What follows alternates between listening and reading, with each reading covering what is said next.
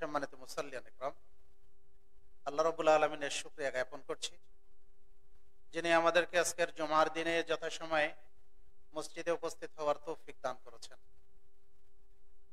দরুদ ও তাসলিমাত পেশ করছি মানবতার মুক্তির দিশারি নবী মুহাম্মদ সাল্লাল্লাহু আলাইহি ওয়াসাল্লামের উপর, যার রেখে যাওয়া আদর্শ বাস্তবায়নের জন্যই আমাদের সতত প্রচেষ্টা।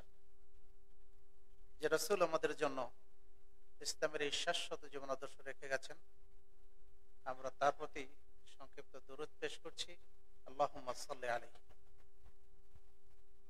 সুধী মণ্ডলী, আমি আপনাদের সামনে সূরা নাহলের ৭২ আয়াতের অংশ বিশেষ তেলাওয়াত করেছি। আর রাসূলুল্লাহ সাল্লাল্লাহু আলাইহি ওয়াসাল্লামের মুখ নিঃসৃত অসংখ্য বাণী থেকে দুটি হাদিস পেশ করেছি। এর উপর ভিত্তি করেই আমরা আজকের আলোচনা পেশ করার চেষ্টা করব। মা তাওফীক ইল্লা বিল্লাহ, আলাইহি তাওয়াক্কালতু ওয়া ইলাইহি উনীব। পৃথিবীতে আমরা বহু মানুষ বসবাস করি।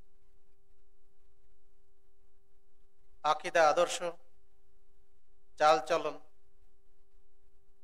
মানুষের ভিন্নতর। একজনের সাথে আরেকজনের মিল থাকে না। বিশেষত আমরা যারা মুসলিম, আমরা যারা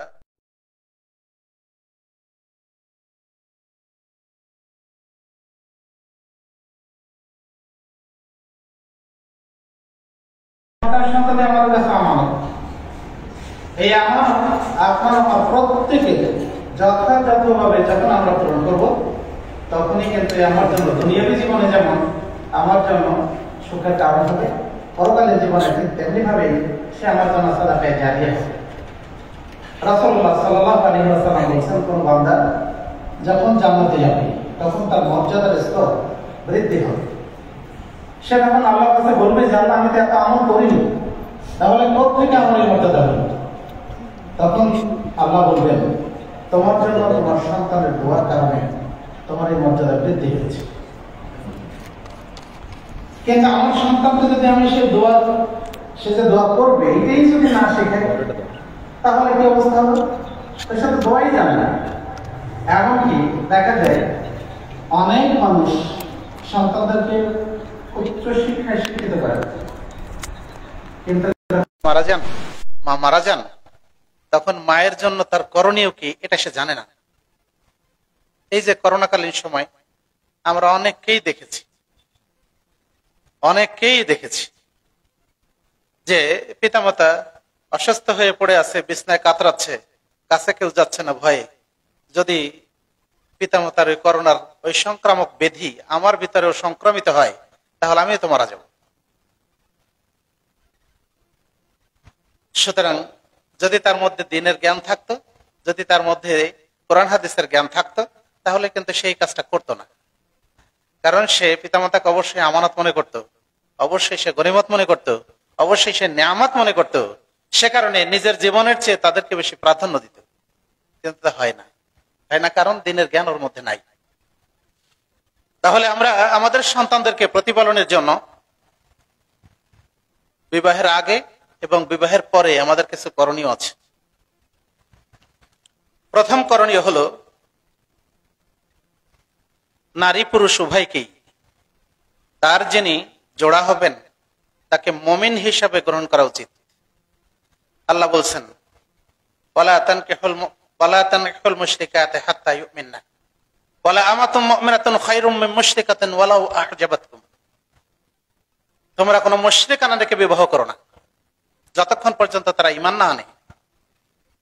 তোমাদের জন্য একজন মুমিনা দাসীও ওই মুশরিকার চেয়ে উত্তম, যদিও সে তোমাদেরকে বিমোহিত করে। ওয়ালা তুনকিহুল মুশরিকিনা হাত্তা ইউমিনু। আর তোমরা কোনো মুশরিক পুরুষের সাথে তোমাদের মহিলাদেরকে বিবাহ দিও না, মেয়েদেরকে বিবাহ দিও না, হাত্তা ইউমিনু, যতক্ষণ পর্যন্ত তারা ঈমান না আনে। ওয়ালা আবদুম মুমিনুন খায়রুম মিন মুশরিকিন। একজন দাস, মুমিন দাস, সেও একজন মুশরিকের চেয়ে উত্তম। ওয়ালাউ আ'জাবাকুম, যদিও সে তোমাদেরকে বিমোহিত করে, তাকে দেখে তোমরা মুগ্ধ হও। উলাইকা ইয়াদউনা ইলান নার, তারা মানুষকে জাহান্নামের দিকে আহ্বান করে। ওয়াল্লাহু ইয়াদউ ইলাল জান্নাতি ওয়াল মাগফিরাতি বিইজনিহি ওয়া ইউবায়্যিনু আয়াতিহি লাআল্লাকুম ইয়াতাফাক্কারুন। আর আল্লাহ ডাকেন জান্নাতের দিকে এবং তার ক্ষমা লাভের দিকে। আর তিনি স্পষ্টভাবে বর্ণনা করেন তার নিদর্শন সমূহকে, যাতে করে তোমরা চিন্তা ভাবনা করো। সূরা বাকারা 221 নম্বর আয়াত। তাহলে আমার আপনার করণীয় হলো একজন মুমিনা নারীকে বিবাহ করার।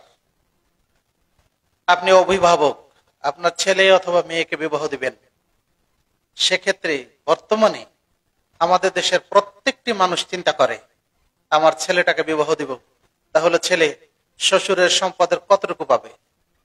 মেয়েকে বিবাহ দিব, তাহলে মেয়ে সেখানে সচ্ছলভাবে থাকতে পারবে কিনা।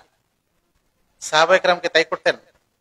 সাহাবায়ে কেরাম কিন্তু তা করতেন না, বরং তারা দেখতেন দিনদার, তারা দেখতেন দিনদারি, পরহেজগারিতা। কোন লোকের কাছে গেলে আমার দিনদারি ঠিক থাকবে, কাকে বিবাহ করলে আমার ঈমান আমলে আমাকে সহযোগিতা করবে, এটাই কিন্তু তারা চিন্তা করতেন।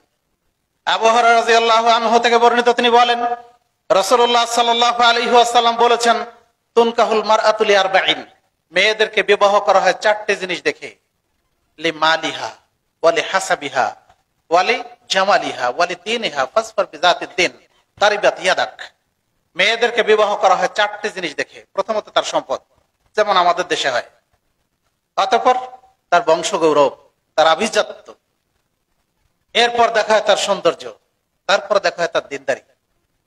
রাসূল বললেন ফাসফার বিযাতিদ দ্বীন, দ্বীনের বিষয়টাকে অগ্রাধিকার দাও। তারিবাত ইয়াদাক, অন্যথায় তোমার হাত ক্ষতিগ্রস্ত হবে, তুমি ধ্বংস হও। সহিহ বুখারী 5090। তাহলে এই হাদিসের আলোকে আমরা বুঝতে পারি দিনদার পরহেজগার মহিলাকে অগ্রাধিকার দিলে, একইভাবে দিনদার পাত্রকে অগ্রাধিকার দিলে ইহকালীন জীবনে পরকালীন জীবনে শান্তি পাওয়া যায়, সুখ পাওয়া যায়। বহু মানুষ দেখবেন কর্মসংস্থানের কারণে আমাদের দেশে আজকে যারা রেমিটেন্স যোদ্ধা আছে, তাই না, প্রবাসীরা, প্রবাসী ভাইরা তার পরিবার পরিজনের একটু সুখের জন্য সে তার আত্মীয় স্বজন, তার দেশ সবকিছু ফেলে রেখে বিদেশে চলে যায়। কার জন্য? স্ত্রী, পিতামাতা, সন্তান সন্ততি, তাদের জন্য তো। কিন্তু যদি সে যাদের জন্য দেশ ছেড়ে যাচ্ছে তাদের মধ্যে যদি দিনদারি না থাকে, তাহলে ওখান থেকে কষ্ট করে, যার পর নাই কষ্ট করে টাকা ইনকাম করে দেশে পাঠায়, আর এগুলি দেদার সেরা খরচ করে শেষ করে দেয়। যখন সে ফিরে আসে তখন আগে যেমন নিঃস্ব ছিল, পরেও সে নিঃস্ব হয়। হাজার হাজার মানুষ এভাবে তারা চোখের পানি ফেলে এই কষ্টকর অভিজ্ঞতা শেয়ার করে।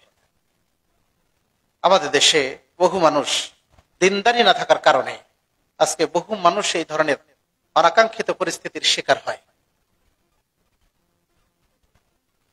রাসূলুল্লাহ সাল্লাল্লাহু আলাইহি ওয়াসাল্লামের সাহাবী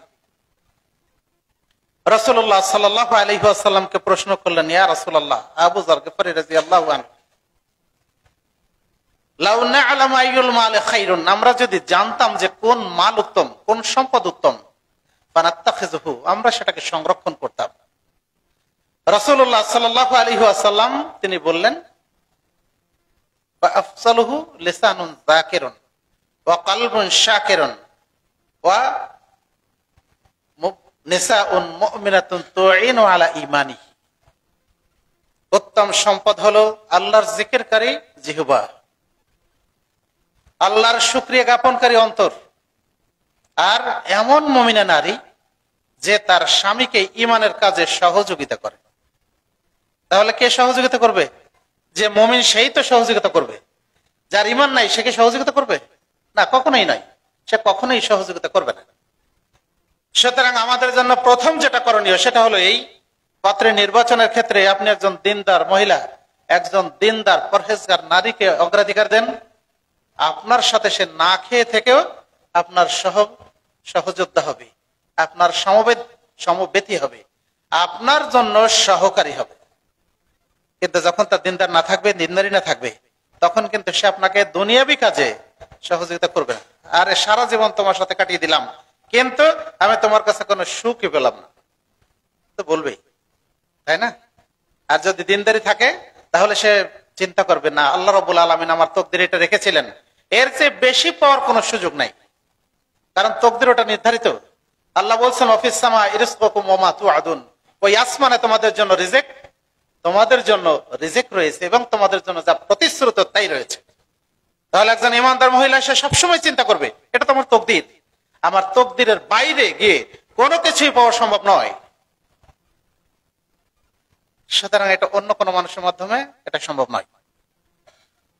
একইভাবে যখন আমরা আমাদের মেয়েদেরকে বিবাহ দিব তখনও ঠিক দিনদার পাত্র আমাদেরকে পছন্দ করা দরকার। আল্লাহ রাসূল সাল্লাল্লাহু আলাইহি ওয়াসাল্লাম বলছেন ইজা জাআকুম মান তারজাউনা খুলকাহু ওয়া দীনাহু, যখন তোমাদের নিকটে এমন কোন লোক আসে যার চরিত্র এবং তার দিনদারি সম্পর্কে তোমরা সন্তুষ্ট, ফাযাবিজহু, তার নিকটে তোমার মেয়েদেরকে বিবাহ দাও। ইল্লা তাফআলু, যদি তোমরা এই কাজটা না করো, তাকুন ফিতনাতুন ফিল আরদি ওয়া ফাসাদুন আরিজুন, যদি এটা না করো তাহলে দুনিয়াতে ফিতনা ফাসাদ বিপর্যয় এটা বিস্তৃতি লাভ করবে, আর ফাসাদুন আরিজুন বিশৃঙ্খলা ব্যাপকতা লাভ করবে। কিন্তু আমাদের আচরণ হয় তার ভিন্ন। আমরা আগে দেখি ছেলের সম্পদ কেমন আছে, ছেলের বড় চাকরি আছে কিনা, কিংবা ছেলে ভালো ব্যবসা করে কিনা। যদি টাকা পয়সা না থাকে তাহলে তার কাছে কিন্তু আমার মেয়ে ভালো থাকবে না, এটা আমরা সাধারণত চিন্তা করি, কিন্তু চিন্তাটা ভুল। জুলাইবিব রাদিয়াল্লাহু আনহু রাসূলুল্লাহ সাল্লাল্লাহু আলাইহি ওয়াসাল্লামের সাহাবী, একেবারে খাটো, দেখতে কুৎসিত কালো, চেহারা পছন্দ হয় না। আনসারের এক মহিলা রাসূলুল্লাহ সাল্লাল্লাহু আলাইহি ওয়াসাল্লাম তার কাছে এসে তার অভিভাবক বলল আমার মেয়েটাকে আল্লাহ রাসূল বিয়ে দেওয়ার ব্যবস্থা করেন। রাসূলুল্লাহ সাল্লাল্লাহু আলাইহি ওয়াসাল্লাম বললেন জুলাইবিবের কাছে তোমার মেয়েকে বিয়ে দিতে পারো। সাহাবী রাসূলের এই নির্বাচনকে অপছন্দ করলেন। ভেতর থেকে মেয়ে একথা শুনে পিতামাতাকে বলল রাসূল কাকে নির্বাচন করেছেন আমার জন্য? পিতামাতা বললেন আল্লাহ রাসূল সাল্লাল্লাহু আলাইহি ওয়াসাল্লাম জুলাইবিবকে নির্বাচন করেছেন।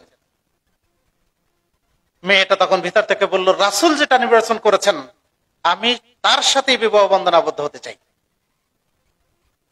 কি দেখে? জুলাইবিবের তাকওয়া, পরহেজগারিতা, এগুলো দেখে রাসূলুল্লাহ সাল্লাল্লাহু আলাইহি ওয়াসাল্লাম এই মেয়ের জন্য তাকে নির্বাচন করেছেন, তার কোনো সম্পদের জন্য নয়, তার চেহারার জন্য নয়, তার শারীরিক গঠনের জন্য নয়। তাহলে আমার আপনার প্রত্যেকের প্রথম যেটা করণীয় সেটা পাত্র পাত্রী উভয় যেন দিনদার, পরহেজগার, মুমিনা হয়, তাহলে আমাদের সন্তান ইনশাআল্লাহ ভালো হবে। যদি পাত্র ভালো না হয় তাহলে তার থেকে যা লাভ করা যায় সেটা কখনো ভালো হয় না। প্রসঙ্গত আমরা বলতে পারি ইমাম বুখারী রাহিমাহুল্লাহ, তাকে চেনে না মনে হয় এমন কোন মুসলমান নাই, তাই না? তাকে তো আমরা সবাই চিনি। ইমাম বুখারী রাহিমাহুল্লাহ এক সময় অন্ধ হয়ে গেলেন। মা প্রথিত যশা আলেমা, দিনের প্রভূত জ্ঞান তার আছে, তিনি প্রতিনিয়ত তাহাজ্জুদের সালাত আদায় করেন। সন্তানের জন্য আল্লাহর কাছে কেঁদে কেটে দোয়া করছেন, আল্লাহ তুমি আমার ছেলের দৃষ্টি শক্তি ফিরিয়ে দাও। আল্লাহর কাছে এই দোয়া কবুল হওয়ার মাধ্যমে ইমাম বুখারী রাহিমাহুল্লাহ দৃষ্টি শক্তি ফিরে পান। সুবহানাল্লাহ। তাহলে মা যদি ভালো হয়, বাপ যদি ভালো হয়, সন্তান ভালো হতে বাধ্য। ইমাম বুখারীর বাপ যখন মারা যান তখন তিনি ইমাম বুখারীকে ডেকে বলছেন, বাবা তোমার জন্য 1 লক্ষ দিনার আমি রেখে গেলাম। আমার জানা মতে, আমি যতটুকু জানি, আমার জানা আছে, আমি এর মধ্যে সন্দেহযুক্ত কোন জিনিস কিংবা কোন হারাম জিনিস আমি তোমার জন্য রেখে যাইনি। সুবহানাল্লাহ। আমরা বলতে পারবো? তাহলে মা বাপ যদি ভালো হয়, সন্তান অবশ্যই ভালো হতে বাধ্য। সুতরাং নির্বাচন যদি ভুল হয়ে যায় তাহলে পরবর্তী প্রত্যেকটা স্তরে আপনাকে আমাকে আফসোস করতে হবে। এই আফসোস করে পরে তো কোনো লাভ নাই। আর নির্বাচন যদি ঠিক হয় ইনশাআল্লাহ পরবর্তী বিষয়গুলি ইনশাআল্লাহ ভালো হবে। তাহলে আপনাকে আমাকে প্রথমে যে কাজটা করা দরকার সেটা হলো আমাদের প্রত্যেকের করণীয় হলো আমরা যেন মুমিনা নারী এবং পুরুষ আমরা নির্বাচন করি, তাহলে আমাদের পরবর্তী জীবনে ইনশাআল্লাহ অবশ্যই ভালো হবে। আমি আপনি প্রত্যেকেই আমাদের উপরে যে দায়িত্ব আছে এই দায়িত্ব সম্পর্কে কিন্তু আল্লাহর কাছে জিজ্ঞেস করতে হবে, তাই না? আনাস রাদিয়াল্লাহু আনহু থেকে বর্ণিত, তিনি বলেন রাসূলুল্লাহ সাল্লাল্লাহু আলাইহি ওয়াসাল্লাম বলেছেন, ইন্নাল্লাহা সাইলুন আন কুল্লি রাইন, আল্লাহ প্রত্যেক দায়িত্বশীলকে জিজ্ঞেস করবেন আহাফিজা যালিকা আম যায়্যাহু, সে কি তার দায়িত্ব পালন করেছে নাকি নষ্ট করেছে না অবহেলা করেছে। হাত্তা ইয়াসআলা আর-রাজুলা আন আহলি বাইতিহি, এমনকি প্রত্যেক ব্যক্তিকে জিজ্ঞাসা করা হবে তার পরিবার পরিজন সম্পর্কে, সে তাদের মধ্যে দায়িত্বশীলতা কতটুকু সে পালন করেছে। আব্দুল্লাহ ইবনে ওমর রাদিয়াল্লাহু আনহু থেকে বর্ণিত, তিনি বলেন রাসূলুল্লাহ সাল্লাল্লাহু আলাইহি ওয়াসাল্লাম বলেছেন, আলা কুল্লুকুম রাঈন ওয়া কুল্লুকুম মাসউলুন আন রাইয়াতিহি, তোমরা প্রত্যেকেই দায়িত্বশীল এবং তোমাদের প্রত্যেকের দায়িত্ব সম্পর্কে কিয়ামতের দিন তোমরা জিজ্ঞাসিত হবে। ফাল ইমামুল্লাযী আলান নাস রাঈন ওয়া হুয়া মাসউলুন আন রাইয়াতিহি, যিনি দেশের শাসক, মানুষের নেতা, তাকেও তার দায়িত্ব সম্পর্কে জিজ্ঞাসা করা হবে। ওয়ার রাজুলু রাঈন আলা আহলি বাইতিহি, আর পরিবারের প্রধান, সে তার পরিবার পরিজনের দায়িত্বশীল, তাকে সেই সম্পর্কে জিজ্ঞাসা করা হবে। ওয়াল মারআতু রাঈয়াতুন আলা আহলি বাইতি যাওজিহা ওয়া ওয়ালাদিহি, পরিবারের যিনি মহিলা, তিনি স্বামীর সম্পদ এবং তার সন্তান সন্ততি সম্পর্কে দায়িত্বশীল, তাকে ওই সম্পর্কে জিজ্ঞাসা করা হবে। ওয়া আবদুর রাজুল রাঈন আলা মালি সাইয়্যিদিহি ওয়া হুয়া মাসউলুন আন রাইয়াতিহি, আর আমাদের দেশে তো এখন গোলাম নাই, কিন্তু যখন ছিল রাসূলের যুগে তখনকার কথা বলা হয়েছে যে কোন লোকের গোলাম, সে তার সম্পদের, তার সর্দারের সম্পদের দায়িত্বশীল, তাকে ওই সম্পর্কে জিজ্ঞাসা করা হবে। এরপর রাসূল সাল্লাল্লাহু আলাইহি ওয়াসাল্লাম বললেন, আলা কুল্লুকুম রাঈন ওয়া কুল্লুকুম মাসউলুন আন রাইয়াতিহি, তোমরা প্রত্যেকেই দায়িত্বশীল এবং তোমাদের প্রত্যেকের দায়িত্ব সম্পর্কে কিয়ামতের দিন জিজ্ঞাসা করা হবে। সহিহ বুখারী 2554। তাহলে এই হাদিসের আলোকে বুঝতে পারি আমাদের প্রত্যেকের কিন্তু দায়িত্ব আছে। সেই দায়িত্ব যদি আমরা যথাযথভাবে পালন না করি, তাহলে কিয়ামতের দিন আমাকে আপনাকে প্রত্যেকেই আল্লাহর কাছে জবাবদিহি করতে হবে।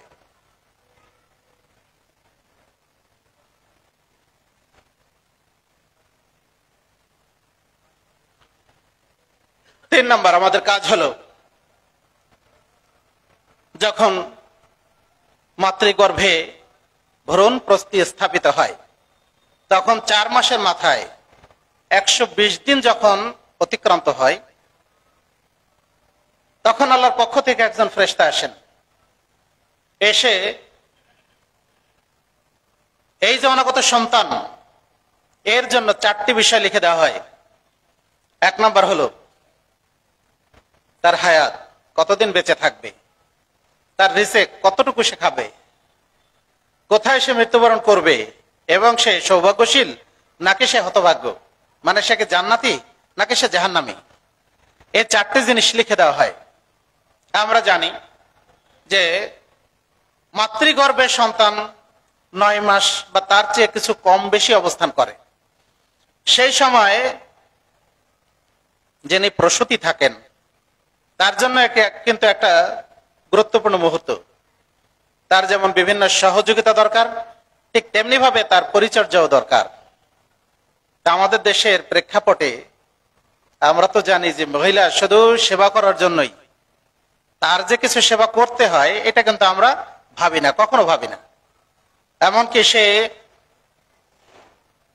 তার গর্ভে একটা অনাগত সন্তান ধারণ করেও সে কিন্তু পরিবারের সব কাজই করার চেষ্টা করে। তাকে কি আমাদের সহযোগিতা করার প্রয়োজন না? দেখুন, একটা পরিবারে শান্তি, সমৃদ্ধি, সুখ তখনই আসে যখন উভয় পক্ষ থেকে সহযোগিতা পাওয়া যায়। ভালোবাসা একদিক থেকে হয় না, তাই না? একদিক থেকে কি হয়? ভালোবাসা উভয় দিক থেকে হতে হয়। আপনার আমার স্ত্রী, মাতা, আমার মেয়ে অথবা ভাতিজি, ভাতিজা, দেখুন তারা মহিলা হিসাবে আমাদের সেবা করে কতক্ষণ? প্রায় 24 ঘন্টা।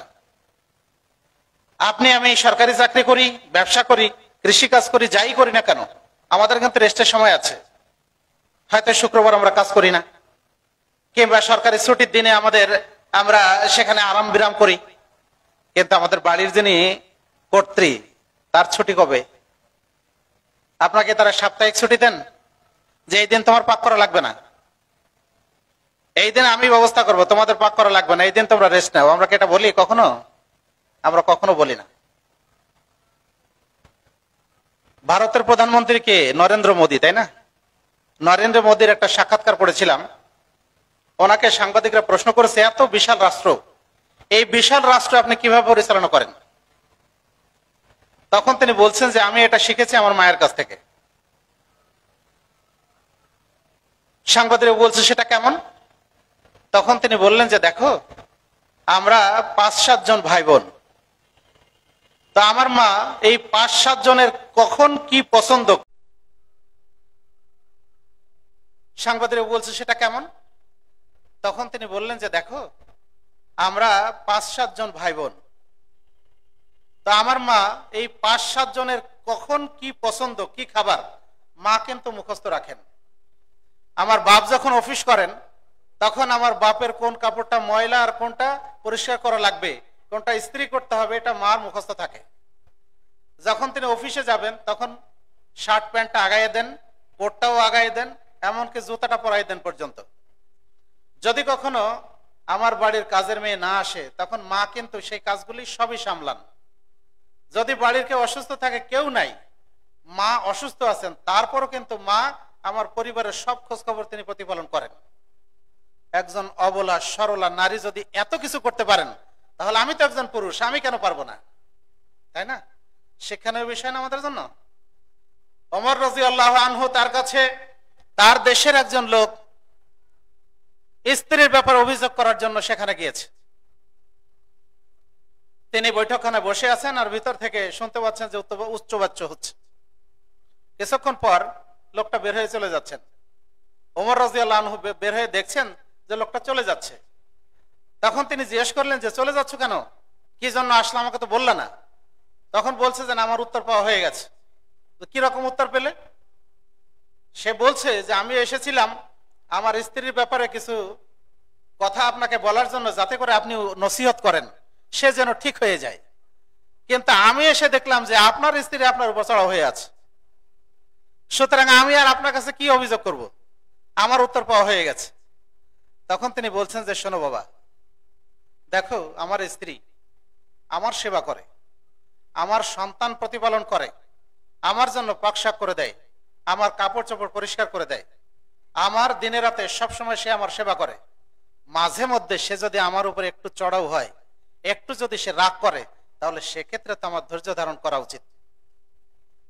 আমরা কি এইভাবে কখনো ভাবি? এমনকি এমনও জানা যায় যে আপনি অফিস থেকে আসছেন, আপনার স্ত্রী ভাত দিতে একটু দেরি করেছে, আপনি চড়াও হয়ে গিয়ে তার উপরে 2-4 থাপ্পড় লাগাই দিলেন। কাজটা কতটুকু সমীচীন একটু ভাবতে হবে। হয়তো সে কোনো কাজে ব্যস্ত হয়ে আছে যে কারণে আসতে পারেনি। তাহলে আপনাকে আগে শোনা দরকার যে সে কি করছে, কেন তার দেরি হলো। আপনি না শুনেই শুরু করে দিলেন। এ ধরনের কাজ আমাদের জন্য কখনোই কল্যাণকর নয়। আপনার পরিবারে শান্তি শৃঙ্খলা ফিরিয়ে আনতে হলে, আপনার সন্তান তাদেরকে ভালোভাবে প্রতিপালন করতে হলে আপনার দুইজনের মধ্যে আন্তরিকতা যথেষ্ট থাকা দরকার। ভুল বুঝাবুঝি, নিজেদের পারস্পরিক যে সমস্যা, এগুলি নিজেরা মিটিয়ে ফেলা দরকার। এগুলির জন্য কখনোই এমন পর্যায়ে না যায় যে আপনার আমার জন্য আবার বিচার বসাতে হবে। আফসোসের বিষয়।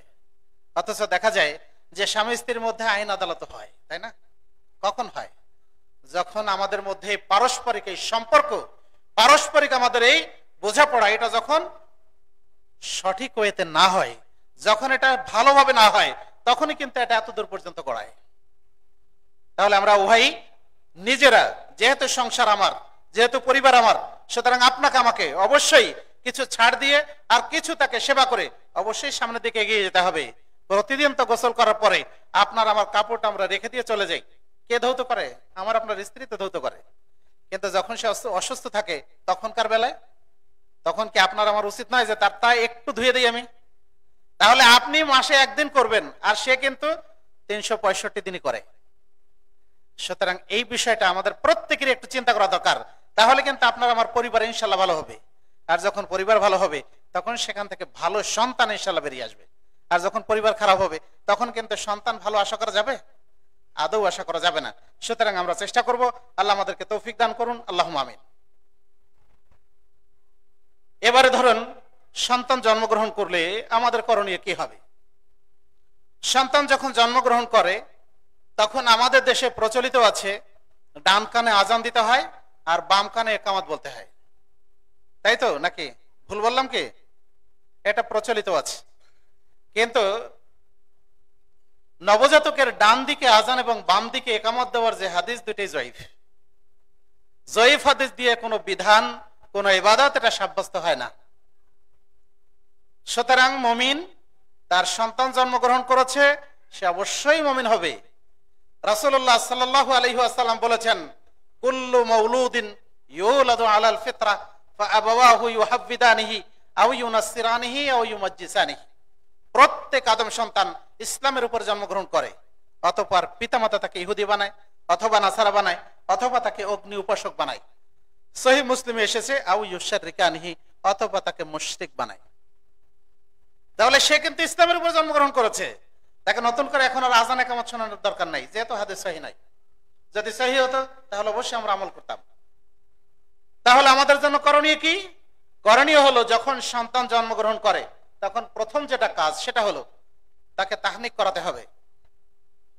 আসমা বিনত আবি বকর রাদিয়াল্লাহু আনহা তিনি বলছেন, আমি যখন হিজরত করি মদিনায় তখন আমি আসন্ন সন্তান প্রসব ছিলাম।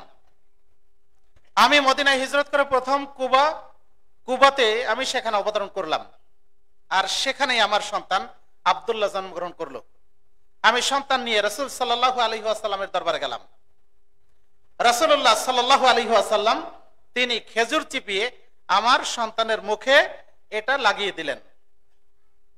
সুতরাং আমার সন্তান আব্দুল্লাহর পেটে প্রথম যে জিনিসটা প্রবেশ করেছিল সেটা হলো রাসূলুল্লাহ সাল্লাল্লাহু আলাইহি ওয়াসাল্লামের মুখের লালা। এই আব্দুল্লাহ হচ্ছে হিজরতের পরে সর্বপ্রথম মুসলমানদের সন্তান আব্দুল্লাহ। আবু মুসা আশআরী রাদিয়াল্লাহু আনহু বলছেন, ওয়ালিদালি আমার জন্য একটা সন্তান জন্মগ্রহণ করলো। ফাআতাইতু বিহিন নবী সাল্লাল্লাহু আলাইহি ওয়াসাল্লাম, আমি রাসূলুল্লাহ সাল্লাল্লাহু আলাইহি ওয়াসাল্লামের কাছে সন্তানটাকে নিয়ে আসলাম। ফাহান্নাকাহু, রাসূলুল্লাহ সাল্লাল্লাহু আলাইহি ওয়াসাল্লাম তার তাহনিক করলেন। ওয়া ইউসাম্মা ইব্রাহিম, তার নাম রাখলেন ইব্রাহিম। তাহলে প্রথম যেটা করণীয় সেটা হলো তাহনিক করানো। তাহনিক কে করবে? আপনি নিজেও করতে পারেন অথবা মুত্তাকি পরহেজগার কোনো আলেমকে দিয়ে করাতে পারেন, এটাই বরং ভালো। রাসূলুল্লাহ সাল্লাল্লাহু আলাইহি ওয়াসাল্লামের যুগে সাহাবায়ে কেরামের যে সন্তান ছিল রাসূলুল্লাহ সাল্লাল্লাহু আলাইহি ওয়াসাল্লাম নিজেই তাহনিক করাতেন। তাহলে আমরা চেষ্টা করব এই তাহনিক করানোর জন্য কোনো মুত্তাকি পরহেজগার মানুষকে দিয়ে করানো। যদি নিজে হন নিজেও করতে পারেন, কোনো সমস্যা নেই। কখন করতে হবে? সন্তান জন্মের পর থেকে নিয়ে 3 দিনের মধ্যে তাহনিকটা সম্পন্ন করা দরকার। কয়দিন? 3 দিনের মধ্যে হওয়া দরকার। পারলে সাথে সাথে করলে ভালো। তাহলে আমরা এই সুন্নতটা আমল করার চেষ্টা করব। 2 নাম্বার, যখন সন্তান জন্মগ্রহণ করে তখন 7ম দিনে তার জন্য আকিকা করা। রাসূলুল্লাহ সাল্লাল্লাহু আলাইহি ওয়াসাল্লাম বলছেন, মাল গোলামে আকিকাতুন, সন্তানের জন্য আকিকা সংযুক্ত। উয়ুসবাহু আনহু ইয়াউমাস সাবি, 7ম দিনে তার পক্ষ থেকে কোনো পশু কুরবানি করা হবে। অন্য হাদিসে এসেছে রাসূলুল্লাহ সাল্লাল্লাহু আলাইহি ওয়াসাল্লাম বলছেন, কুল্লু গোলামিন রাহিনাতুন আও মুরতাহিনুন বিআকিকাতিহি, প্রত্যেক নবজাতক সে আকিকার সাথে সংযুক্ত থাকে। সুতরাং 7ম দিনে তার পক্ষ থেকে কোনো পশু কোরবানি করা হবে এবং তার নাম রাখা হবে, ওয়ায়ুসাম্মা, তার নাম রাখা হবে, ওয়ায়ুহলাকু রাসাহু, এবং তার মাথা মুন্ডন করা হবে। মাথা মুন্ডন করে চুলের ওজনে চাঁদি রূপা এটা সাদাকা করা উচিত, সুন্নত বা মুস্তাহাব। করলে নেকি আছে, না করলে কোনো গুনাহ নেই, কিন্তু সুন্নত হিসেবে আমরা এটা পালন করব। আকিকার পশু কি হবে? গরু, উট নাকি অন্য কিছু? আমাদের দেশে সম্পদ যার বেশি সে তখন বড় বড় জিনিস দিয়ে আকিকা করে।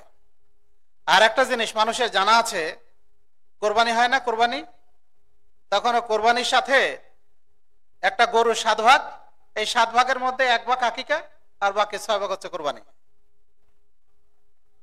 অথচ রাসূলুল্লাহ সাল্লাল্লাহু আলাইহি সাল্লাম হাসান হুসাইনের পক্ষ থেকে একটা করে খাসি কোরবানি করেছেন, আকিকা করেছেন। এবং তিনি আরো বলেছেন, যদি সন্তান ছেলে হয় তাহলে তার পক্ষ থেকে 2টি খাসি, আর যদি মেয়ে হয় তাহলে তার পক্ষ থেকে 1টা খাসি, এটা জবাই করতে হয়। এই ছাড়া ছাগল বা মেষ ছাড়া অন্য কোনো পশু দিয়ে আকিকা করা কোনো দলিল পাওয়া যায় না। তাহলে আপনি মহিষ দিয়ে করেন, গরু দিয়ে করেন আর উট দিয়ে করেন, এটা সুন্নত নয়। আকিকা সুন্নত, আর এই সুন্নতটা সুন্নতি পদ্ধতিতে আদায় করতে হবে। আবার অনেকে দেখা যায় 7ম দিনে আকিকা না করে ওটা রেখে দিচ্ছে, রেখে দিয়ে ছেলে যখন বড় হয় তখন বিয়ের সময় যখন লোকদেরকে খাওয়াবে তখন একটা গরু কিনে তার সাথে একটা নাম করে দিল, বাস এটা তার আকিকা। গরু দিয়ে আকিকা হবে না, এটা চলবে না। ইবাদতের মতো করতে হয়। আয়েশা রাদিয়াল্লাহু আনহা থেকে বর্ণিত, তিনি বলেন রাসূলুল্লাহ সাল্লাল্লাহু আলাইহি ওয়াসাল্লাম বলেছেন, মান আমিলা আমালান লাইসা আলাইহি আমরুনা ফাহুয়া রাদ, যে ব্যক্তি এমন কোন কাজ করলো যে বিষয়ে আমাদের কোনো অনুমোদন নেই সেটা পরিত্যাজ্য, এটা গ্রহণযোগ্য নয়। সহিহ মুসলিম 1718 নম্বর হাদিস।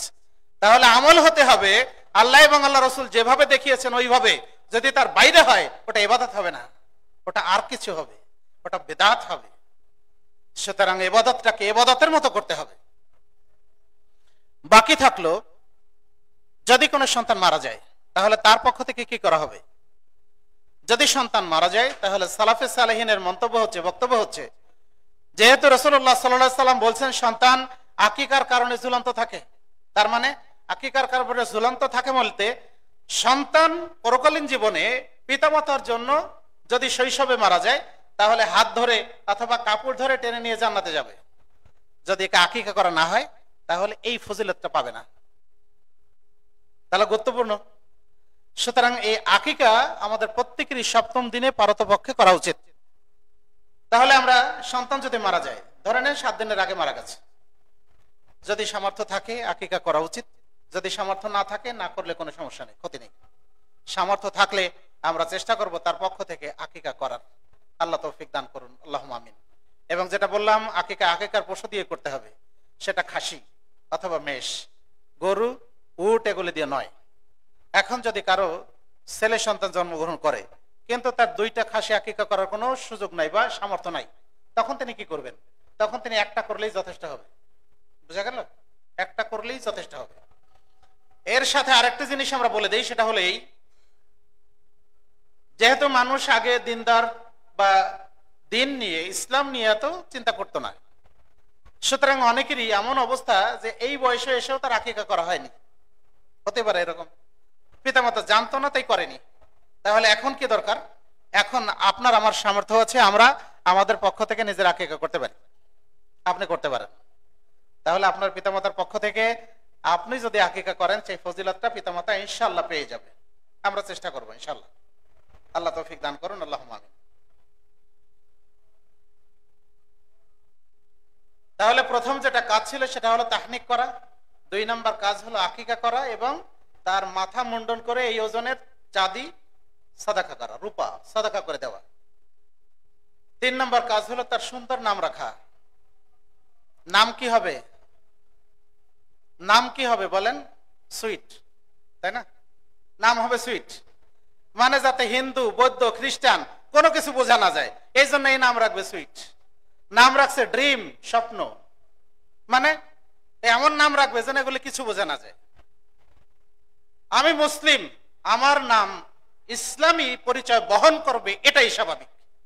রাসূলুল্লাহ সাল্লাল্লাহু আলাইহি সাল্লামের কাছে কোন লোক যদি আসতো, কোন সাহাবী আসতেন এবং তার নাম যদি খারাপ থাকতো, খারাপ অর্থবোধক থাকতো, তাহলে তিনি পরিবর্তন করে দিতেন। যেমন রাসূলুল্লাহ সাল্লাল্লাহু আলাইহি সাল্লামের কাছে আসলেন জনৈক মহিলা, তার নাম হচ্ছে বাররা। বাররা মানে হচ্ছে পাপাচার থেকে মুক্ত। মানুষ কি পাপ থেকে মুক্ত হয়? হয় না। সুতরাং রাসূল সাল্লাল্লাহু আলাইহি সাল্লাম পরিবর্তন করে নাম রাখলেন জায়নাব। এভাবে খারাপ নাম, এমনকি স্থানের নামও যদি খারাপ হতো, রাসূল সাল্লাল্লাহু আলাইহি সাল্লাম ওটা পরিবর্তন করে দিতেন। তাহলে আপনার আমার নাম, আপনার আমার ছেলের নাম অবশ্যই ইসলামী নাম হতে হবে এবং সুন্দর অর্থবোধক নাম হতে হবে। কিন্তু এই অর্থবোধক নাম রেখে কোরআনের নাম রাখতে যায়, বুঝলেন? অনেকে কোরআনের নাম রাখতে গিয়ে যেহেতু অর্থ জানে না, সেজন্য নাম রাখে কি তুকাজ্জিবান। সূরা আর রহমানে আছে না বহু জায়গায়, ফাবি আইয়ি আলাই রাব্বিকুমা তুকাজ্জিবান। অতএব তোমরা দুজনে আল্লাহর কোন কোন নিয়ামতকে অস্বীকার করবে। তাহলে তুকাজ্জিবান মানে কি? তুকাজ্জিবান মানে হচ্ছে অস্বীকার করা, আর নাম রাখতে ছিল তুকাজ্জিবান। সূরা ইয়াসিনে আছে লিতুনজিরা কওমান মা তুনজিরা আবাব। তাহলে নাম রাখছে কি লিতুনজিরা, মানে যেন তার দিকে মানুষে তাকায়। নাম কি এগুলি হবে? এই ধরনের মানে খারাপ অর্থবোধক নাম পরিহার করতে হবে। আমার আত্মীয়র মধ্যে একটা মেয়ের নাম রাখছে তানহা। তানহা মানে নিষিদ্ধ, ওর নামই হচ্ছে নিষিদ্ধ, মানে অর্থ জানে না, কোরআনে আছে তো তাই নাম রাখছে তানহা। এ ধরনের নাম রাখা বাদ দিতে হবে, বরং অর্থবোধক সুন্দর নাম রাখতে হবে। মহিলা সাহাবীদের নাম আছে, উম্মাহাতুল মুমিনিনের নাম আছে, রাসূলগণের নাম আছে, সাহাবীদের সুন্দর সুন্দর নাম আছে, সেগুলি আমরা রাখার চেষ্টা করব। আমাদের ছেলেদের নাম যেন সুন্দর অর্থবোধক নাম হয়, কারণ কিয়ামতের দিন তার নাম এবং তার বাপের নাম ধরে আল্লাহ রাব্বুল আলামিন আহ্বান করবেন। সুতরাং নামটা যেন সুন্দর হয়। প্রত্যেক মানুষের জীবনে তার নামের একটা বিশাল প্রভাব পড়ে। দেখবেন যার নাম সাখাওয়াত মানে কি দানশীল, দেখবেন সে সাধারণত দান বেশি করে। সুতরাং নামের একটা প্রভাব আমাদের জীবনে, প্রত্যেকের জীবনে আছে। সুতরাং আমরা সেটা সুন্দর নাম আমাদের ছেলেদের, আমাদের মেয়েদের সুন্দর অর্থবোধক নাম রাখার চেষ্টা করি। আনকমন নাম রাখতে গিয়ে নাম রাখছে জিম। কি অর্থ এর? আলিফ বা তা সা জিম, এই আরবি অ্যালফাবেট বর্ণমালা এর একটা শব্দ, একটা বর্ণ হচ্ছে জিম, নাম রাখছে মিম। কি অর্থ এর? অর্থবোধক নাম রাখতে হবে, শুধু কোরআনে থাকলেই হবে না। কোরআনে তো ফেরাউনের নাম আছে, নমরুদের নাম আছে, আপনি আমি আমাদের ছেলেদের নাম কি তাই রাখি না তো? তাহলে সুন্দর নাম রাখতে হবে, অবশ্যই আমরা সুন্দর নাম রাখার চেষ্টা করব। 3 নম্বর কাজ হলো আমরা আমাদের ছেলে মেয়ে উভয়ের মধ্যে বৈষম্য করা যাবে? বৈষম্য করা যাবে? ওয়াইদা বুশিরা আহাদুহুম বিল উনসা যাল্লা ওয়াজহুহু মুসওয়াদ্দা ওয়া হুয়া কাযীব। কাফেরদের কথা আল্লাহ বলছেন, যখন তাদেরকে কাউকে মেয়েদের সংবাদ দেওয়া হতো যে অমুকের মেয়ে জন্মগ্রহণ করেছে, তখন তার মুখটা কালো হয়ে যেত। আমাদের সমাজে এমন অনেক মানুষ আছে, যদি স্ত্রীর খালি মেয়ে সন্তানই জন্মগ্রহণ করে তাহলে তালাক দিয়ে দেয়। তোমার খালি মেয়েই হয়, ওর কি দায়িত্ব? ও কি পারে মেয়ে জন্মগ্রহণ করাতে? ওটা তো আল্লাহর দায়িত্ব, ওটা তো আমি আপনি পারি না, এটা তো মানুষ পারে না। তাহলে এটা আল্লাহ পারেন। আল্লাহ বলছেন ওয়ালিল্লাহি মুলকুস সামাওয়াতি ওয়াল আরদ ইয়াখলুকু মা ইয়াশা। আসমান এবং জমিনের রাজত্ব হচ্ছে আল্লাহর হাতে, তিনি যা ইচ্ছা তাই সৃষ্টি করেন। ইয়াহাবু লিমান ইয়াশা ইনাসাও ওয়া ইয়াহাবু লিমান ইয়াশাউ যুকুর। তিনি যাকে ইচ্ছা কন্যা সন্তান দান করেন, যাকে ইচ্ছা তিনি ছেলে সন্তান দান করেন। আও ইউসাব্বিজুহুম ইনাসাও ওয়া যুকুরা, অথবা তিনি তার স্ত্রীদের মাধ্যমে তাদেরকে পুরুষ এবং ছেলে এবং মেয়ে উভয়ে দান করেন। ওয়ায়াজআলু মান ইয়াশাউ আকিমা, আর তিনি যাকে চান তাকে বন্ধা করে দেন। তাহলে এটা কার দায়িত্ব? এটা আল্লাহ করেন, এটা আমি আপনি করতে পারি না। সুতরাং আমার আপনার সন্তান আল্লাহ ছেলে দিক আর মেয়ে দিক উভয়ের মাধ্যমে, উভয়ের মাঝে সমতা বিধান করতে হবে। রাসূলুল্লাহ সাল্লাল্লাহু আলাইহি ওয়াসাল্লামের জনৈক সাহাবী, তিনি তার সন্তানকে এক খণ্ড জমি দিতে চাইলেন। স্ত্রী তখন বললেন যে যতক্ষণ পর্যন্ত রাসূলকে তুমি সাক্ষী না করবে ততক্ষণ পর্যন্ত আমি তোমার এই কাজে রাজি হব না। তখন এই সাহাবী রাসূলুল্লাহ সাল্লাল্লাহু আলাইহি ওয়াসাল্লামের কাছে গেলেন, গিয়ে বললেন যে আল্লাহ রাসূল, আমি আমার ছেলেকে এক খণ্ড জমি দিতে চাই, সুতরাং আপনি সাক্ষী থাকুন। রাসূল সাল্লাল্লাহু আলাইহি ওয়াসাল্লাম বললেন যে তুমি তোমার সব সন্তানকে কি এইভাবে দিয়েছো? সে তখন বলল যে না আল্লাহ রাসূল, সবাইকে দেইনি। আল্লাহ রাসূল সাল্লাল্লাহু আলাইহি ওয়াসাল্লাম বললেন ইত্তাকিল্লাহ, আল্লাহকে ভয় করো, ওয়াআদিল বাইনা আওলাদিকুম, আর তুমি তোমার সন্তানদের মধ্যে ইনসাফ কায়েম করো। তাহলে সন্তানের মধ্যে ন্যায়ানুগ ব্যবস্থা করতে হবে, বৈষম্য বাদ দিতে হবে। কিন্তু আমাদের সমাজে অনেক মানুষ যে ছেলেটাকে ভালোবাসে তাকে সব সম্পদ লিখে দিয়ে বসে থাকে। আল্লাহ রাব্বুল আলামিনের বিধানের উপরে আমাদের আপনাদের কারো হাত ঘোরানোর কোনো ক্ষমতা নাই। সূরা নিসাতে আল্লাহ রাব্বুল আলামিন পরিত্যক্ত সম্পদের কে কতটুকু অংশীদার হবে সেটা কিন্তু আল্লাহ রাব্বুল আলামিন বর্ণনা করে দিয়েছেন। সুতরাং ওখানে উত্তরাধিকার সম্পদের ব্যাপারে আপনার আমার ওখানে হাত ঘোরানোর কোনো সুযোগ নাই। কতটুকু সুযোগ? 1/3 আপনার যা সম্পদ আছে মোট সম্পদের 1/3 হয় আপনি দান করতে পারেন, অথবা আপনি সেটা কারো জন্য ওয়ারিসদের মধ্যে নয় অন্য কাউকে আপনি দিয়ে দিতে পারেন, কিন্তু এছাড়া 2/3 সম্পদ এটা আপনি কিছু করতে পারবেন না। সুতরাং আমরা এখানে বৈষম্য করব না। 4 নম্বর আমাদের কাজ হলো আমরা প্রত্যেকেই সন্তানদেরকে যথাযথভাবে আদর যত্ন করব, ভালোবাসবো, কোলে নিব, এগুলি আমরা করব, তাই না? করা উচিত, আমরা করি স্বাভাবিকভাবে। রাসূলুল্লাহ সাল্লাল্লাহু আলাইহি ওয়াসাল্লাম একদিন হাসান এবং হুসাইন তার পাশে আছেন, তিনি তাদেরকে কোলে নিয়ে চুমু দিলেন। এ সময় আকরা বিন হাবিস রাদিয়াল্লাহু আনহু তিনি এসে বললেন, আল্লাহর রাসূল, আমার 10টা সন্তান আছে, কিন্তু আমি কাউকে কোনোদিন চুমু দেই না। রাসূলুল্লাহ সাল্লাল্লাহু আলাইহি ওয়াসাল্লাম বললেন যে দেখো, আল্লাহ রাব্বুল আলামিন ওই সমস্ত মানুষের উপরে দয়া করেন না যে মানুষের উপরে দয়া করেন। তাহলে আমরা ছেলে সন্তানদেরকে ভালোবাসবো, তাদের প্রতি আদর যত্ন করবো, তাদেরকে কোলে নেবো, এটা আমাদের করণীয়। 5 নম্বর কাজ হলো আমরা তাদেরকে কি করব? আদব শিখাতে হবে কিনা? আদব শিক্ষা দিতে হবে না? রাসূলুল্লাহ সাল্লাল্লাহু আলাইহি ওয়াসাল্লাম বলছেন, আউসু আনফুসাকুম ওয়া আহলিকুম বিতাকওয়াল্লাহি ওয়া আদিবুহুম, তোমরা তোমাদের নিজেদের এবং তোমার পরিবার পরিজনকে আল্লাহ ভীতির উপদেশ দাও এবং তাদেরকে আদব শিক্ষা দাও। লোকমান হাকিম, তাকে তো আমরা সবাই চিনি, তাই না? সবাই তার নাম জানি। তিনি তার সন্তানকে ডেকে বললেন, ইয়া বুনাইয়া লা তুশরিক বিল্লাহ ইন্না শিরকা লাযুলমুন আযীম, হে বৎস, আল্লাহর সাথে কাউকে শরীক করো না, নিশ্চয়ই শিরক হচ্ছে সবচেয়ে বড় গুনাহ। এভাবে করে তিনি বিভিন্ন উপদেশ ছেলেকে দিলেন। রাসূলুল্লাহ সাল্লাল্লাহু আলাইহি ওয়াসাল্লাম আব্দুল্লাহ ইবনে আব্বাস রাদিয়াল্লাহু আনহুকে ডেকে বললেন, ইয়া বুনাইয়া, হে বৎস, ওয়াল্লিমুকা কালিমাত, আমি তোমাকে কিছু বিষয় শিক্ষা দেব। ইহফাজিল্লাহ ইয়াহফাজুকা, আল্লাহর বিধানকে হেফাজত করো, আল্লাহ তোমাকে হেফাজত করবেন। ইহফাজিল্লাহ তাজিদহু তুজাহাকা, তুমি আল্লাহর বিধানকে সংরক্ষণ করো, আল্লাহকে তোমার সামনে পাবে। ইযা সাআলতা ফাসআলিল্লাহ ওয়া ইযা ইসতাআনতা ফাসতাইন বিল্লাহ, যখন তুমি কোনো কিছু চাইবে তখন আল্লাহর কাছে চাইবে, যখন সাহায্য প্রার্থনা করার কথা তুমি ভাববে তখন আল্লাহর কাছে সাহায্য প্রার্থনা করবে।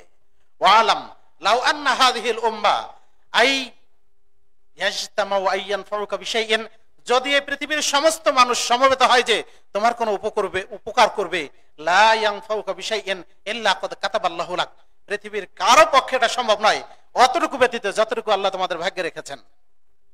ওয়ালাউ ইজতামু আই ইয়াদুররুকা বিশাইইন, যদি তারা সমবেত হয় যে তোমার কোনো ক্ষতি করবে, লা ইয়াদুররুকা বিশাইইন ইল্লা ক্বাদ কাতাবাল্লাহু লাক, তারা ততটুকুই করতে পারবে যতটুকু আল্লাহ তোমাদের ভাগ্যে লিখে রেখেছেন, এর বেশি নয়।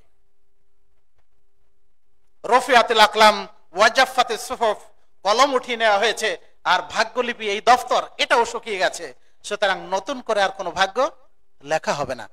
রাসূল সাল্লাল্লাহু আলাইহি সাল্লাম এভাবে আব্দুল্লাহ ইবনে আব্বাস রাদিয়াল্লাহু আনহুকে ডেকে ডেকে উপদেশ দিলেন। আপনার আমার কি উচিত? আপনার আমার ছেলেদেরকে উচিত আমরা যেন আমাদের সন্তানদেরকে উপদেশ দেই।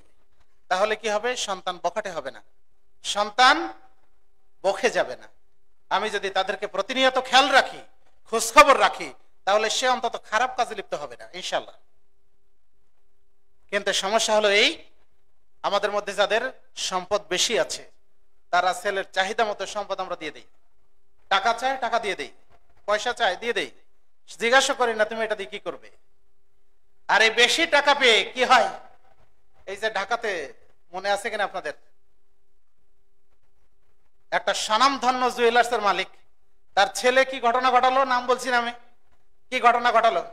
এত টাকা পেয়ে পেয়ে এমন ঘটনা ঘটা হয়েছে যে বাপের একবার সম্মান ধুলায় মিশে গেল। এই টাকা পয়সা, অর্থবিত্ত, বৈভব, এগুলি দিয়ে কি লাভ?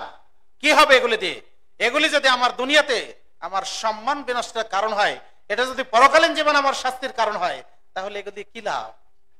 সুতরাং আমরা সাবধান হব। আমরা আদব শিক্ষা দেওয়ার পাশাপাশি আমরা আমাদের ছেলেদেরকে অবশ্যই তাদেরকে ইবাদত শিক্ষা দেব।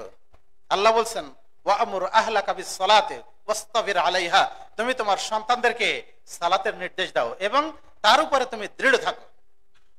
তাহলে সন্তানকে সালাতের নির্দেশ দেবেন কখন? আমর ইবনে শুআইব তার পিতা থেকে এবং তিনি তার দাদা থেকে বর্ণনা করেন। রাসূলুল্লাহ সাল্লাল্লাহু আলাইহি ওয়াসাল্লাম বলছেন, মুরু আওলাদাকুম ওয়াহুম আবনাউ সাব'i সিনিন ওয়াজরিবুহুম আলাইহা ওয়াহুম আবনাউ 10 সিনিন, তোমরা তোমাদের সন্তানদেরকে সালাতের নির্দেশ দাও যখন তাদের বয়স হয় 7 বছর। ওয়াজরিবুহুম আলাইহা ওয়াহুম আবনাউ 10 সিনিন, যখন তাদেরকে সালাতের জন্য প্রহার করো প্রয়োজনে যখন তার বয়স হয় 10 বছর। কিন্তু আমরা কি করি? আমরা মনে করি ছেলে কেবল 12 বছর বয়স হলো, ও কিছুদিন পরে যখন বড় হবে তখন ফজরের সালাত ঠিক আদায় করবে। এই জন্য ফজরের সালাতে তাকে আমরা ডাকি না। মেয়ের বয়স কত? 12 বছর। আরে এখনো তো ছোট আছে, মেয়ে এখনো ছোট আছে, বিয়ে শাদী হোক তখন ঠিকই পর্দা করবে, তাই না? তাহলে এই যে 12 বছর বয়সে একজন প্রাপ্ত বয়স্কা মহিলা মেয়ে, তার যে শারীরিক অবয়ব, তার যে গঠন, এগুলি মানুষের সামনে প্রকাশ পাচ্ছে, এই গুনাহটা কার হবে? এই গুনাহকে শুধু মেয়ের হবে নাকি বাপেরও হবে? অবশ্যই বাপেরও হতে হবে, মায়েরও হতে হবে। সুতরাং প্রশিক্ষণ যথাসময়ে হওয়া দরকার। নবাব সিদ্দিক হাসান খান ভূপালী, এতিম ছেলে, 5 বছর বয়সে বাবা মারা গেছেন। মা এই ছোট্ট বাচ্চাটাকে, কত বয়স? 5 বছর, এই বাচ্চাটাকে কোলে করে নিয়ে ফজরের সালাতে মসজিদের বারান্দায় রেখে দেয়। শীতের এই সকালে, যেহেতু অনাথ ছেলে, কাপড় চোপড় তেমন নাই, সুতরাং ঠক ঠক করে বসে কাঁপে। মুসল্লিরা বলছে, আপনি কি আপনার সন্তানটাকে মেরে ফেলবেন? তখন মা বলছে, না, কোশ্চেন কালো নাকি, আমি চাই আমার এই সন্তানের এই বয়স থেকে মর্দে মুজাহিদ হিসাবে তৈরি হোক, ইসলামের একজন খাদেম হিসাবে তৈরি হোক। আর নবাব সিদ্দিক হাসান খান ভূপালী পরিণত বয়সে তিনি ঠিক সেটাই হয়েছিলেন। ভোপাল রাজ্য শাসন করতেন, রাজকোষ থেকে একটা টাকা তিনি গ্রহণ করতেন না। নিজের হাতে যা কিছু তিনি করতেন, টুপি সেলাই করতেন, তিনি বিভিন্ন গ্রন্থের কপি করতেন, তার মাধ্যমে যা উপার্জন হতো সেটা দিয়ে তিনি পরিবার চালাতেন। আর রাজকোষ থেকে কোনো টাকা তিনি নিতেন না। এরপরেও তিনি 222 খানা অমর গ্রন্থ আমাদের জন্য রেখে গেছেন। সুবহানাল্লাহ।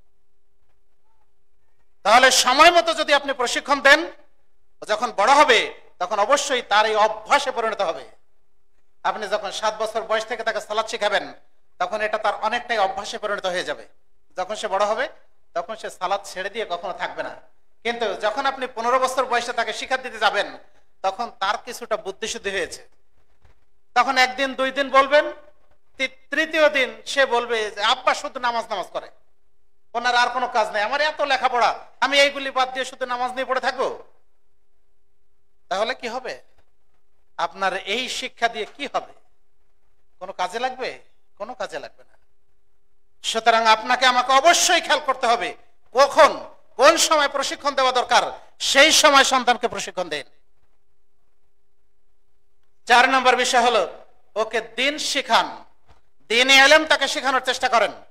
আল্লাহ রাব্বুল আলামিন পবিত্র কোরআনের প্রথম যে 5টি আয়াত নাযিল করেছেন, তার মধ্যে প্রথম আয়াত হলো ইকরা বিসমি রাব্বিকাল্লাযী খালাক, পড়ো তোমার প্রতিপালকের নামে যিনি সৃষ্টি করেছেন। তাহলে আমাদের জীবনের যাবতীয় পড়ালেখা, যাবতীয় ইলম, এটা অবশ্যই অর্জিত হবে আল্লাহ রাব্বুল আলামিনের সন্তুষ্টির লক্ষ্যে। যে ইলমের মাধ্যমে আল্লাহকে চেনা যায়, যে ইলমের মাধ্যমে আল্লাহর বিধানগুলি মানা যায়, সেই ইলম শিক্ষা করা আপনার আমার সবার জন্য ফরজ। রাসূলুল্লাহ সাল্লাল্লাহু আলাইহি ওয়াসাল্লাম বলেছেন, তালাবুল ইলমি ফারিজাতুন আলা কুল্লি মুসলিমিন, দ্বীনে ইলম অর্জন করা প্রত্যেক মুসলমানের জন্য ফরজ। সুনান তিরমিজি, সুনান ইবনে মাজাহ 222। তাহলে আপনার আমার ছেলেকে দ্বীনে ইলম শিখান। কিন্তু আগে বললাম যে ছেলের মেধা যদি ভালো হয়, তাহলে আমরা স্বপ্ন দেখি ও ডাক্তার হবে, ইঞ্জিনিয়ার হবে, আরো বড় কিছু হবে। কিন্তু একটা জিনিস আমাদের খেয়াল করা দরকার, সেটা হলো রাসূলুল্লাহ সাল্লাল্লাহু আলাইহি সাল্লাম বলছেন, মান কারা হারফাম মিন কিতাবিল্লাহি ফালাহু হাসানাতুন ওয়াল হাসানাতু বিআশরি আমসালিহা। যে ব্যক্তি কোরআনের একটা হরফ তেলাওয়াত করবে, তার জন্য নেকি রয়েছে, নেকি হচ্ছে 10 গুণ। লা আকুলু আলিফ লাম মিম হারফুন ওয়ালাকিন আলিফুন হারফুন ওয়া লামুন হারফুন ওয়া মিমুন হারফুন। আমি বলি না যে কোরআনের সূরা বাকারার শুরুতে যে 3টি বর্ণের আলিফ লাম মিম আছে, এইটা মিলে একটা বর্ণ, বরং আলিফ একটা বর্ণ, লাম একটা বর্ণ, মিম একটা বর্ণ। সুতরাং আপনি আমি যদি আলিফ পড়ি তাহলে 10টা নেকি হবে, আলিফ লাম মিম পড়লে 30টা নেকি হবে। আপনার ছেলে যদি ক্লাস 1 থেকে নিয়ে অথবা শিশু শ্রেণী থেকে নিয়ে MA পর্যন্ত জাগতিক শিক্ষায়, বস্তুগত শিক্ষায় শিক্ষা লাভ করে, তাহলে এই শিক্ষার মাধ্যমে এমন কোন বই কি আছে যে আপনার ছেলের এখান থেকে 10টা লাইন পড়লে একটা নেকি হবে? এমন কোন বই পাওয়া যাবে? পাওয়া যাবে না। অথচ কোরআন পড়লে, একটা বর্ণ পড়লে 10টা নেকি হয়। কিন্তু আমরা কি করি? এই কোরআনের শিক্ষকের জন্য আমরা টাকা খরচ করি না। আমার ছেলে কোরআন শিখবে, আমার ছেলে হাদিস শিখবে, তার জন্য আমরা টাকা খরচ করতে চাই না। ওকে তখন কোথায় পাঠাই জানেন? মসজিদে যেখানে ফ্রি কোরআন শেখায়, মক্তবে, আমরা ওখানে পাঠাই। আর ছেলেকে যখন অঙ্ক, ইংরেজি এগুলি শেখানোর প্রয়োজন হয়, তখন বাড়িতে হাউস টিউটর রাখি, তার বেতন 5 থেকে নিয়ে 10,000 টাকা। অথচ ওটা সারা জীবন পড়লে একটা নেকি হবে না। আর এখানে একটা পড়লে 10টা নেকি হয়। আপনি আপনার ছেলেকে কোরআন পড়াতে পাঠালে সে যতটা নেকি পাবে আপনি তার সমান নেকি পাবেন ইনশাআল্লাহ। তাহলে সেটা কি আমাদের জন্য উত্তম নয়? আমি আপনি প্রত্যেকেই চাই আমার সন্তান আদর্শ সন্তান হোক, আমাদের সন্তান ভালো হোক, কিন্তু যে সন্তানের ভিতরে দ্বীনি ইলম নাই, দ্বীনি শিক্ষা নাই, এই সন্তান কখনো আদর্শ সন্তান হতে পারে না। কিছুদিন আগে পত্রিকায় দেখেছিলাম ঢাকার উত্তরাতে ওই আজমপুর যে ওভারব্রিজ আছে, এই ওভারব্রিজের পাশে একটা মসজিদ আছে। সেই মসজিদে ঢাকা বিশ্ববিদ্যালয়ের অবসরপ্রাপ্ত একজন শিক্ষক নিয়মিত সালাত আদায় করতেন। উত্তরাতে তার বিশাল ফ্ল্যাটও আছে কয়েকটা। এক সময় তিনি মসজিদে মারা গেলেন। মসজিদের ইমাম, মুয়াজ্জিন, খাদেম তারা চিনত। তখন ছেলেকে ফোন করেছে, আপনার বাপ ইন্তেকাল করেছেন, মসজিদে এখানে আছেন। তখন ছেলে বলছে যে আমি একটা মিটিং এ আছি, তো ব্যস্ত আছি, আপনারা লাশটাকে আঞ্জুমান মুফিদুল ইসলামকে দিয়ে দেন। সুবহানাল্লাহ। তাহলে বাপ মারা গেছে, বাপের যে তার মিটিংটা বড়, তাই না? অথচ এই বাপই তাকে ছোট থেকে নিয়ে এই প্রাপ্ত বয়স্ক করা পর্যন্ত কত না কষ্ট করেছে। আর আজকে বাপের মৃত্যুতে তার এই লাশের সৎকার করার মতো সময় তার হয় না।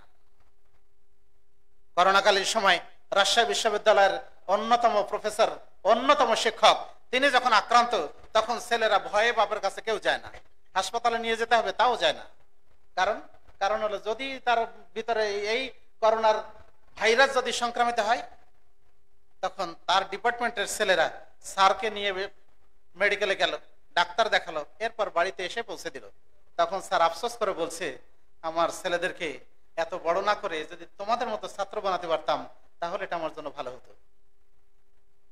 সুতরাং আপনার আমার ছেলে শৈশবে তাকে আমি এত কষ্ট করে লালন পালন করি, আর যখন সে বড় হয় তখন তার ফ্ল্যাটে আপনার আমার জায়গা হয় না। কখন হয় না? যখন তার মধ্যে দ্বীনি জ্ঞান না থাকে, যখন তার মধ্যে দ্বীনি ইলম না থাকে। প্রথম আলো পত্রিকায় একটা আর্টিকেল পড়েছিলাম। মা ছেলের কাছে পত্র লিখেছে। কোথা থেকে? বৃদ্ধাশ্রম থেকে পত্র লিখেছে, বাবা তোমার বাপ মারা গেছিল শৈশবে, অনেক কষ্ট করে আমি তোমাকে মানুষ করার চেষ্টা করেছি, আমার জীবন যৌবন তোমার জন্য আমি শেষ করে দিয়েছি। আমার দ্বিতীয়বার বিবাহ করার সুযোগ ছিল, আমি তা করিনি। অথচ আজকে এই সময় যেখানে আমার নাতি নাতনিদের নিয়ে আমার একটু সময় কাটানোর কথা ছিল, আমি সেটা না করে এখন আমার জায়গা হয়েছে বৃদ্ধাশ্রমে। বাবা তোমার এত বড় ফ্ল্যাটে তোমার কুকুরের জায়গা হয়, আর তোমার বৃদ্ধা মায়ের জায়গা হলো না। সুবহানাল্লাহ। তাহলে আমরা প্রত্যেকেই চিন্তা করব আমার সন্তান এমন সন্তান হোক যে যেন দুনিয়াতে এবং আখিরাতে আমার কাজে লাগে। যদি সন্তান এমন হয় যে দুনিয়াতেও কাজে লাগে না, আখিরাতেও কাজে লাগে না, তাহলে আমরা দুনিয়াতেও ব্যর্থ, আখিরাতেও ব্যর্থ। আল্লাহ আমাদের সবাইকে সঠিক বুঝ দান করুন এবং আমাদের সবাইকে হেফাজত করুন। আমরা যেন প্রকৃতপক্ষে আমাদের সন্তানদেরকে দ্বীনি ইলম শিক্ষা দেওয়ার মাধ্যমে, যথাযথভাবে প্রশিক্ষিত করার মাধ্যমে তাদেরকে যেন আমাদের দুনিয়ার জন্য এবং পরকালীন জীবনের জন্য আমরা সম্পদ হিসেবে তৈরি করতে পারি। আল্লাহ আমাদেরকে তৌফিক দান করুন। আল্লাহুম্মা আমিন। আকুলু কওলি হাযা আস্তাগফিরুল্লাহ লি ওয়া লাকুম ওয়া লিসাইরিল মুসলিমিন। বারাকাল্লাহু লানা ওয়া লাকুম ফিল কুরআনিল আযীম ওয়া নাফা'না বিল আয়াতি ওয়া যিকরিল হাকীম। ইন্নাহু তাআলা জাওয়াদুন কারীমুম মালিকুম বাররুর রাউফুর রাহিম।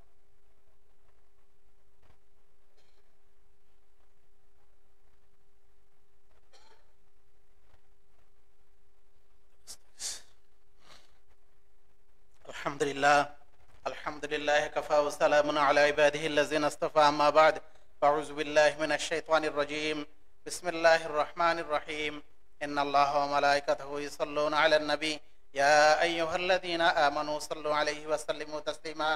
আল্লাহুম্মা সাল্লি আলা মুহাম্মাদ ওয়া আলা আলি মুহাম্মাদ কামা সাল্লাইতা আলা ইব্রাহিম ওয়া আলা আলি ইব্রাহিম ইন্নাকা হামিদুম মাজিদ। আল্লাহুম্মা বারিক আলা মুহাম্মাদ ওয়া আলা আলি মুহাম্মাদ কামা বারাকতা আলা ইব্রাহিম ওয়া আলা আলি ইব্রাহিম ইন্নাকা হামিদুম মাজিদ। সম্মানিত মুসাল্লিয়ান ইকরাম, মসজিদটি নির্মীয়মান অবস্থায় আছে।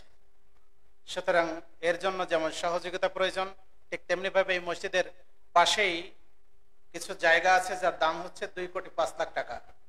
সেই জায়গা ক্রয় করলে ভবিষ্যতে এই কমপ্লেক্সটা সম্পূর্ণ করা সম্ভব হবে। সুতরাং আপনাদের সবার সহযোগিতার হাত বাড়িয়ে দেবেন, সেটা আমরা কামনা করি। আপনাদের সহযোগিতা ছাড়া এত বড় প্রকল্প দাঁড় করানো সম্ভব নয়, তাই না? চাঁদপুরের বুকে একটা হালাদিস কমপ্লেক্স হোক, এখানে ছেলেরা দিন শিখবে, ওহির জ্ঞানের আলোকে আলোকিত হবে, সেটার জন্য আমাদের প্রত্যেকেরই সচেষ্ট হওয়া দরকার।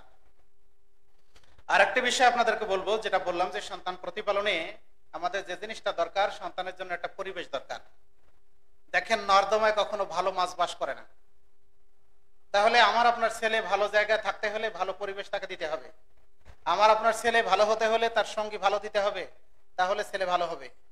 সুতরাং সেই ভালো দেওয়ার জন্য ওকে সোনামণিতে অংশগ্রহণ করান, ভালো দেওয়ার জন্য আমাদের মেয়েদেরকে আলাদা মহিলা সংস্থায় অংশগ্রহণ করান, আমার যুবক ছেলেকে ভালো করার জন্য তাদেরকে যুব সংঘের অন্তর্ভুক্ত করান, ভালো হবে।